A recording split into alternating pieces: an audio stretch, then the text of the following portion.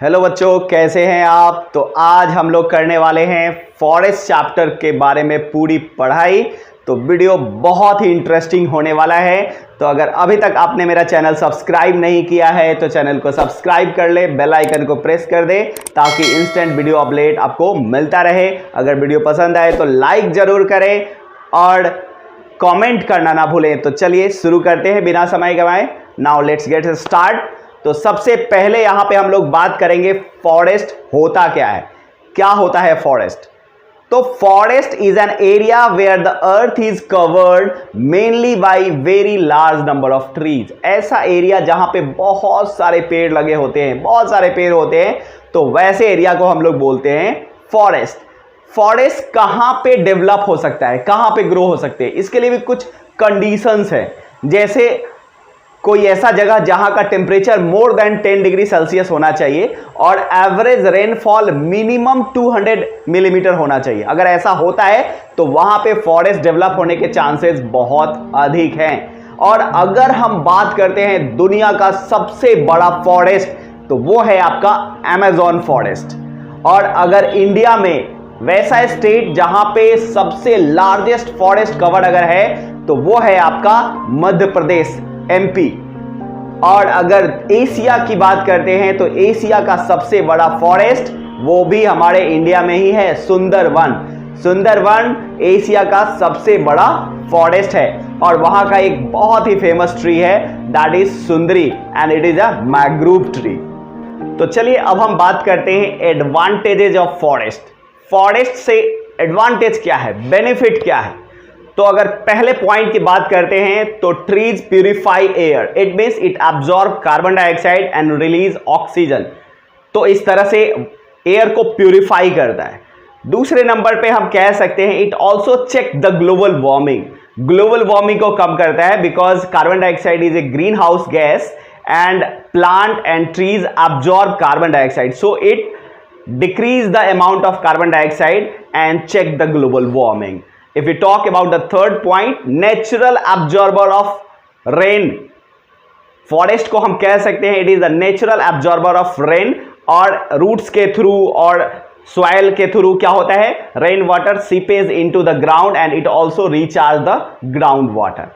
उसके बाद forest also prevent soil erosion because roots of the plant bind the soil tightly and prevent this bonding prevent the soil to wash off. को रोकता है, कटाव को रोकता है, इरोजन को रोकता है।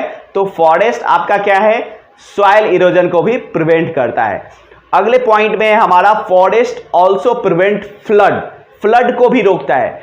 अगर बहुत सारे पेड़ होंगे तो जो पानी का फोर्स होता है उसको भी वो कम कर देता है और बहुत सारे पानी को एब्जॉर्ब भी करता है। बारिश का पानी जो है ट्रीज के थ्रू आते हैं नीचे तो सॉइल इरोजन ऐसे भी कम होता है और ये फ्लड को भी प्रिवेंट करता है।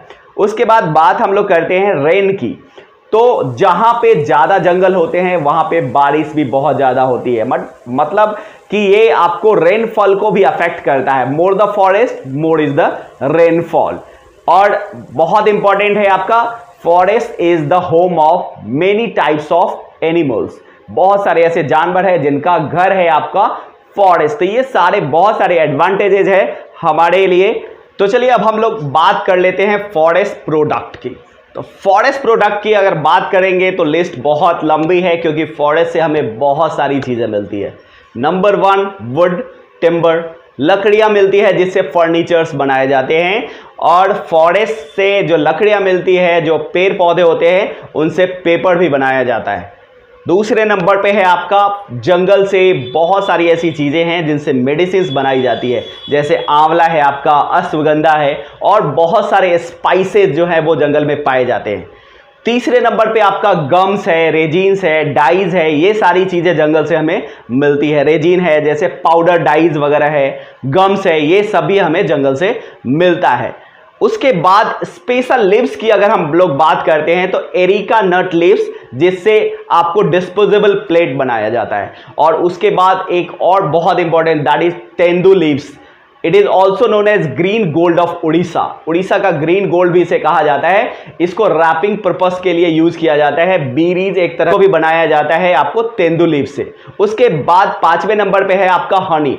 हनी भी हमें जंगल से मिलता है क्योंकि वाइल्ड बीज पाए जाते हैं जंगल में और उनसे हनी मिलता है। हनी कॉम्ब से वैक्स मिलता है और उस वैक्स से बहुत सारे कॉस्मेटिक्स बनाए जाते हैं और उनसे मेडिसिन भी बनाया जाता है। उसके बाद जंगल में पाया जाता है बैम्बू और बैम्बू से बनाए जाते हैं बहुत सारी चीजें, जैसे बास्केट है, ठीक है, बास्केट है, बकेट है, फिशिंग रड है और भी बहुत सारी चीजें, बहुत सारे डेकोरेटिव आइटम जो है वो नॉर्थ ईस्ट में तो ये बहुत ही फेमस है। बैम्बू के बहुत सारी चीजें जो है वो नॉर्थ ईस्ट में बनाई जाती है क्योंकि नॉर्थ ईस्ट में बैम्बू जो है वो बहुत ही प्रचुर मात्रा में पाई जाती है।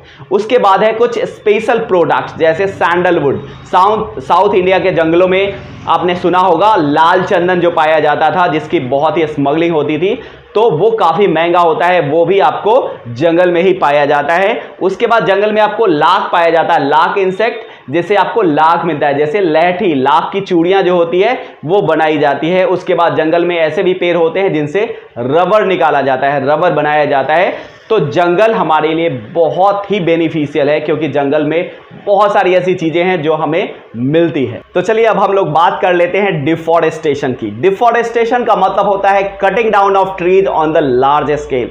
बहुत बड़े पैमाने पर अगर जंगल को काटे जाते हैं, दैट इज कॉल्ड डिफॉरेस्टेशन, और इससे हमें बहुत से नुकसान हो सकते हैं और होते भी हैं। इसके कारण बहुत सारे हैं। डिफॉरेस्टेशन क्यों होता है? होने का कारण है इंक्रीज इन पॉपुलेशन। पॉपुलेशन हमारे देश की बढ़ती जा रही है और पॉपुलेशन बढ़ने के कारण बहुत सारी ऐसी चीज है जिनकी डिमांड बढ़ती जा रही है, जैसे ज्यादा घर चाहिए, मोर हाउसेस, ज्यादा इंडस्ट्री लगाने पड़ेंगे, खेती करने के लिए ज्यादा जमीन चाहिए, तो इन सारी कामों के लिए जंगल को काटे जा रहे हैं।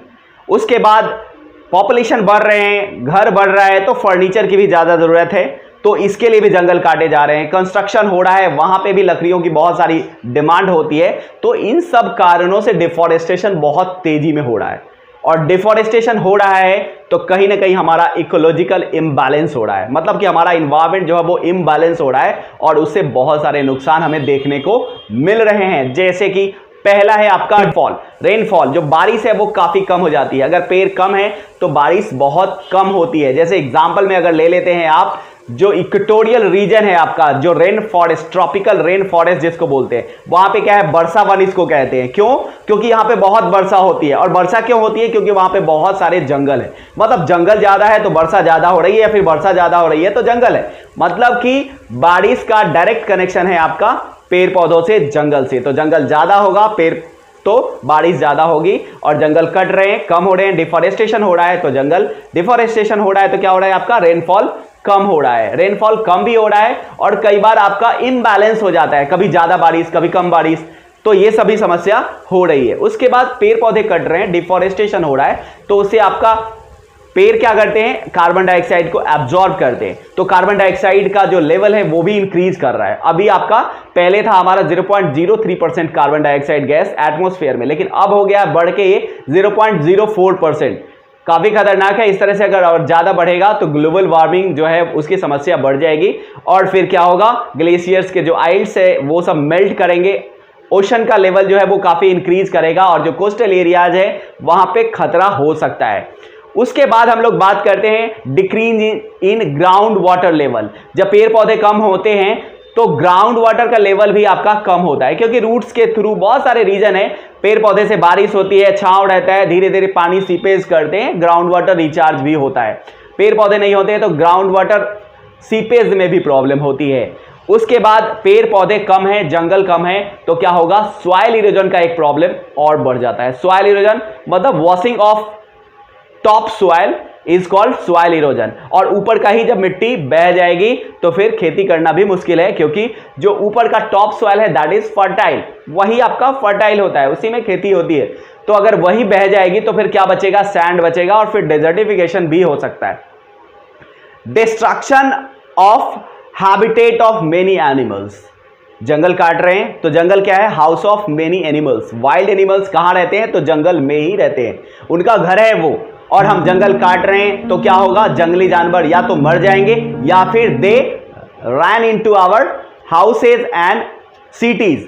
जंगल से वो शहर में आएंगे और या तो वो मारे जाएंगे, वो कुछ लोगों को मारेंगे और फिर वो बाद में वो खुद मारे जाएंगे। तो इस तरह से उनका जब शेल्टर डिस्ट्रॉय होगा तो उनके पॉपुलेशन में भी काफ़ी इफेक्ट पड़ेगा, बहुत ज़्यादा इफेक्ट पड़ेगा। इससे हमारा जो नेचुरल इम्बैलेंस है, नेचुरल बैलेंस जो है हमारा एनिमल्स का, गैसेस का, वो सभी आपका डिस्टर्ब हो जाएगा। जैसे सपोज करिए टाइगर अगर निकल जाता है हमारे फूड चेन से, सारे कार्निवोर खत्म हो जाते हैं तो हर्बीवोर इतने ज़्यादा बढ़ जाएंगे, वो सारे पेड़ पौधे को खा जाएंगे, हमारे लिए कुछ नहीं बनेगा, कुछ बचेगा ही नहीं।